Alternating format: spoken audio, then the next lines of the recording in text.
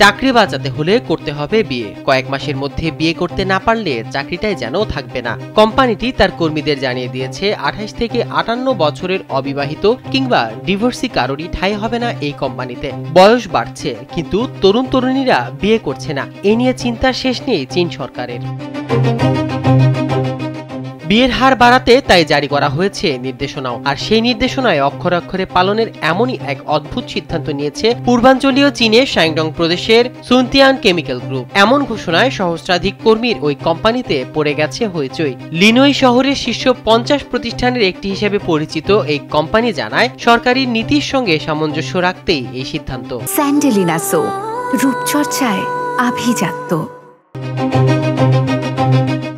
ঘটনা প্রকাশ্যে আসতেই সোশ্যাল মিডিয়ায় সমালোচনার ঝড় ওঠে। পরে সরকারি কর্মকর্তা প্রতিষ্ঠানটি পরিদর্শন করেন। তদন্তের পর কোম্পানির পক্ষ থেকে জানানো হয় নোটিশটি প্রত্যাহার করা হয়েছে এবং বৈবাহিক অবস্থার কারণে কাউকে চাকরিচ্যুত করা হয়নি। কর্মকর্তারা মন্তব্য করেন, এমন শর্ত শ্রম আইন ও শ্রম চুক্তি আইনের স্পষ্ট লঙ্ঘন।